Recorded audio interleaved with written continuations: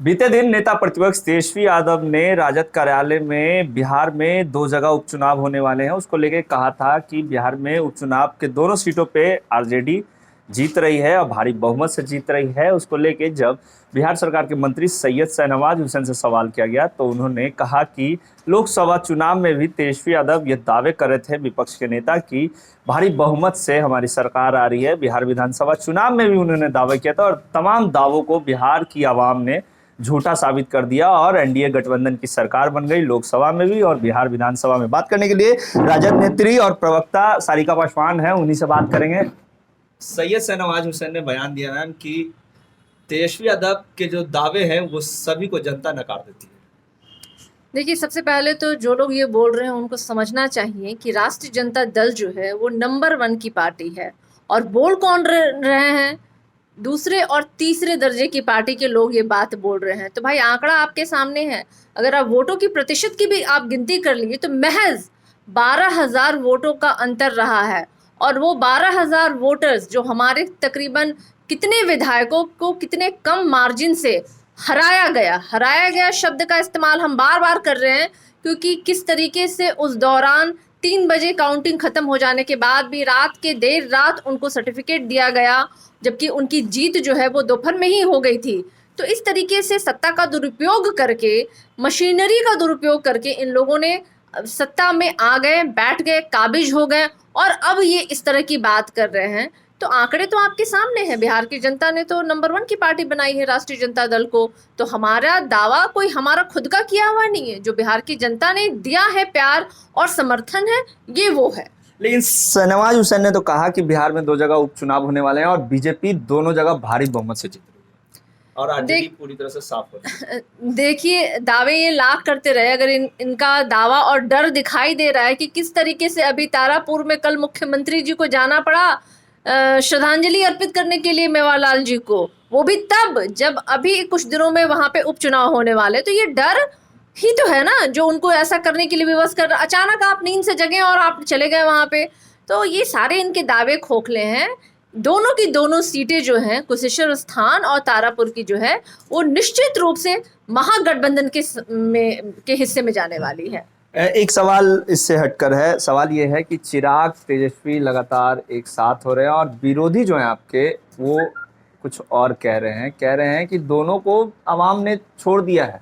एक को पार्टी ने छोड़ दिया और एक को बिहार की छोड़ दिया और 0 पे लोकसभा में आउट कर दिया था और विधानसभा में भी उनको असली चेहरा दिखा दिया बिहार की जनता ने। अब लगातार ये सवाल उठ रहे हैं, चिराग तेजस्वी साथ आ रहे हैं, क्या सच में ये समीकरण बैठ रहा है क्या कि आरजेडी यादव और दलित को एक साथ लाने की कोशिश कर रही है? देखिए, आरजेडी जो है वो A to Z की पार्टी है। इसमें सारी जाति, सारे धर्म, हर तबके के लोगों की ये पार्टी है। बहुत बड़ा बदलाव जो है ये आरजेडी में देखने को मिल रहा है और उस बदलाव को बिहार की जनता ने स्वीकार भी किया है। और यही कारण है कि राष्ट्रीय जनता दल नंबर 1 की पार्टी बन के उभरी है।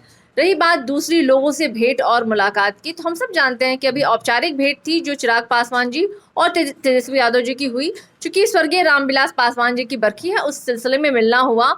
और गठबंधन और जोड़ना तोड़ना लोकतंत्र में ये सब होते रहता, कब किसके साथ जुड़ जाए। 2015 में तो नीतीश जी हमारे साथ थे, हमारा गठबंधन तोड़ करके महागठबंधन का हिस्सा थे और जाके उन्होंने बीजेपी का दामन थामा था।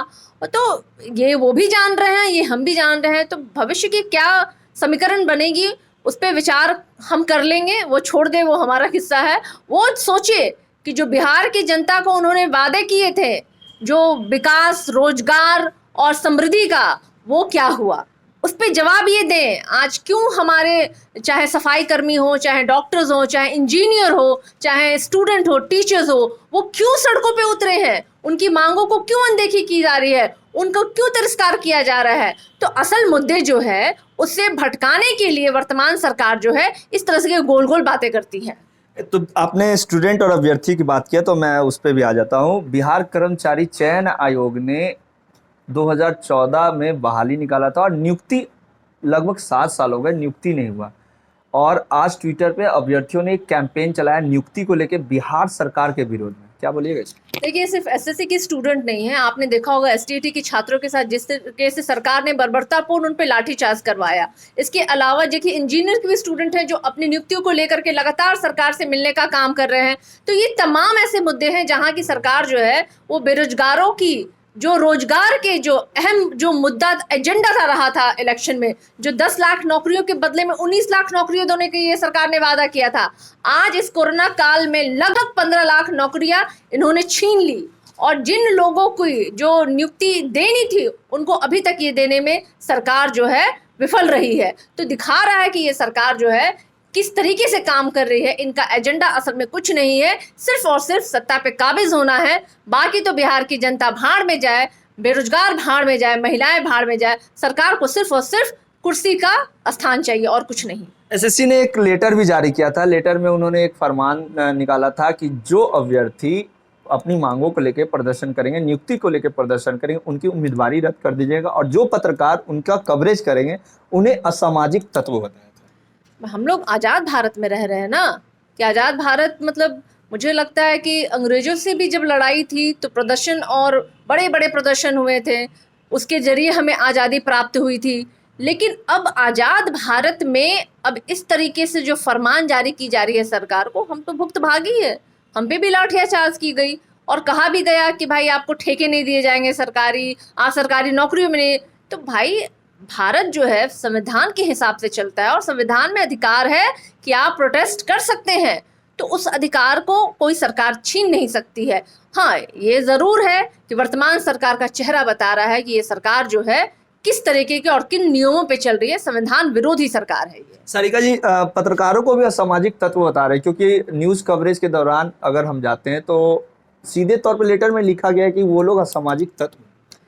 सरकार के पक्ष में आप नहीं लिखिएगा तो आप उनके जो कहते हैं ना नज़र में चढ़ जाइएगा और आप पे किसी भी तरीके का वो मुकदमा दायर करके आपको जेल में भर्ती करवा सकते हैं वो, क्योंकि सत्ताधारी लोग हैं और वो चाहते हैं कि अपना सत्ता का दुरुपयोग जानते हैं कि कैसे करना है।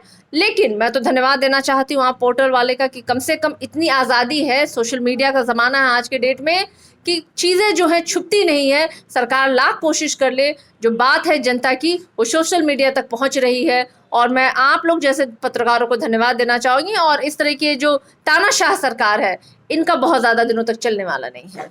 तो ये थी सारिका पासवान जिन्होंने तमाम सवालों का बेबाकी से जवाब दिया, चाहे वो एसएससी के अभ्यर्थियों का मुद्दा हो या फिर सैयद शाहनवाज हुसैन ने जिस तरीके से बिहार में 2 जगह उपचुनाव होने वाले हैं उसको लेके जो तेजस्वी यादव पे तंज कसा उसको लेके भी इन्होंने बेबाकी से जवाब दिया। इससे जुड़ी तमाम अपडेट लाइव याद देते रहेगा। विकलेत नहीं, नमस्कार। YouTube पर सब्सक्राइब और Facebook पर लाइक जरूर करें।